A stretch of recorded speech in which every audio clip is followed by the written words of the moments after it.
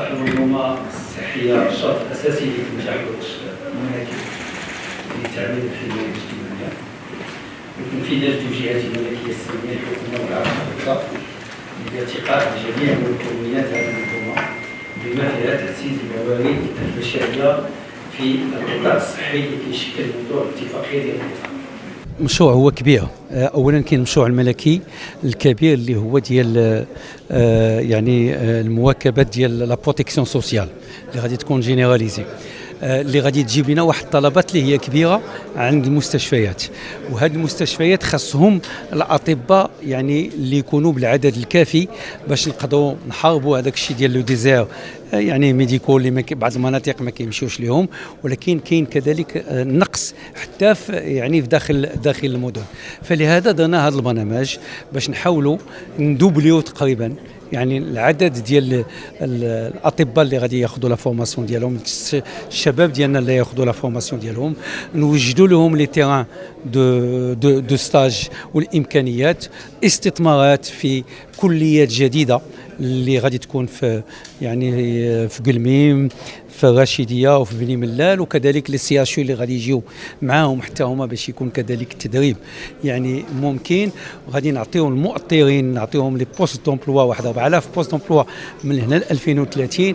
كل هذه امكانيات مع يعني تعزيز القدر يعني الكومبيتونس للمستقبل باش هذا المشروع ان شاء الله يبدا بنجاح ونتبعوه باستثمارات اللي هي ممكنه وتنظيميه وماليه في المستقبل ان شاء الله. كل جهه غادي يكون عندها خصوصيات ديالها وغادي يخص عندها الملائمه ما بين الحاجيات وما بين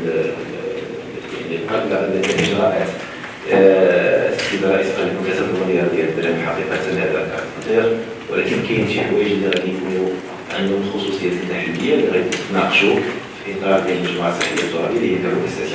Aujourd'hui, c'est une signature d'une convention tripartite entre le ministère de la Santé et de la Protection sociale et le ministère de l'Enseignement supérieur, aussi avec le ministère des Finances, par le biais du ministre chargé du budget, qui rentre dans le cadre de la mise en œuvre des premières étapes, des jalons, bien sûr, du renforcement des ressources humaines. Comme vous le savez très bien, il y a un volet qui est important qui relève bien sûr de la formation des ressources médicales et des ressources et des sciences et des ressources infirmières. Donc automatiquement, il y a un problème quantitatif et un problème aussi qualitatif. Cette convention permettra bien sûr de mobiliser des ressources financières pour accompagner bien sûr et revenir sur le déficit que nous avons, 32 000 médecins et 65 000 infirmiers en peu de temps. À l'horizon 2026, on sera bien sûr, selon les normes de l'Organisation mondiale de la santé, l'indicateur, le ratio, c'est essentiellement une densité de 25 pour 10 000 habitants. Ça, on veut revenir. Et à partir de 2028, on aspirera à être conforme, bien sûr, aux objectifs de développement durable, qui sont bien sûr de pratiquement 45 pour 10 000 habitants, avec bien sûr cette disposition initialement aujourd'hui, réduire le nombre d'études, augmenter les centres de formation pour avoir un CHU par région, avec bien sûr des instituts de formation des infirmiers.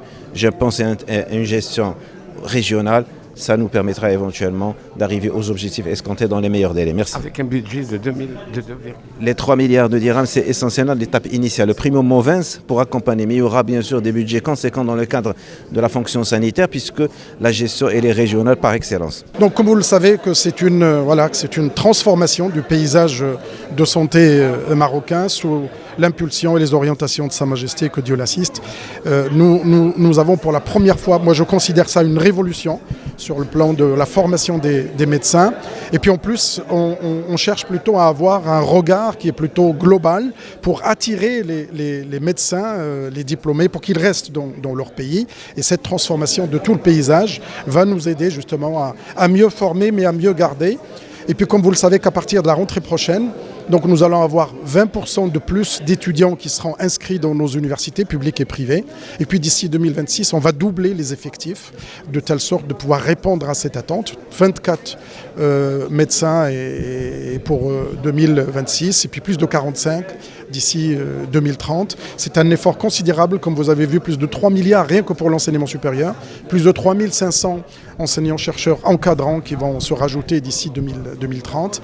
C'est un effort qui est colossal. colossal, un effort considérable. Je voudrais profiter de cette occasion pour remercier tous les doyens de nos universités de fac de médecine, tous les présidents d'université, mais également un grand merci pour monsieur le chef du gouvernement et le ministère du budget, le ministère de la Santé qui nous ont beaucoup aidés, appuyés. C'est vraiment j'allais dire la deuxième opération après celle de la formation des éducateurs, des formateurs. Et donc, bien évidemment, cette étape qui est la deuxième, il y en aura d'autres encore, pour justement la mise en place et l'opérationnalisation de la stratégie du ministère de l'Enseignement supérieur. Labellisation, en fait, ce que nous cherchons, c'est qu'aujourd'hui, les parents, des fois avec les jeunes, quand ils ne trouvent pas de place au Maroc, donc ils vont aller chercher des places de médecine dans des pays étrangers. Nous avons vu la situation aujourd'hui avec l'Ukraine, peut-être avec la Russie, avec d'autres, et que des fois, il y a des universités qui les accueillent, qui ne sont pas à la hauteur de ce que nous souhaitons avoir comme médecins au Maroc. Et donc la philosophie aujourd'hui, c'est de pouvoir labelliser. Nous avons fait une commission qui va commencer à travailler à partir d'octobre prochain et qui va aller justement visiter ces universités, ces facultés. Et puis on va avoir une liste qui sera affichée sur le site web qui va dire aux parents et aux jeunes que voilà les universités, voilà les établissements où vous devez aller. Si vous allez ailleurs, c'est votre problème. Mais nous, voilà les universités que nous considérons à la hauteur de la formation du médecin que nous souhaitons pour notre pays.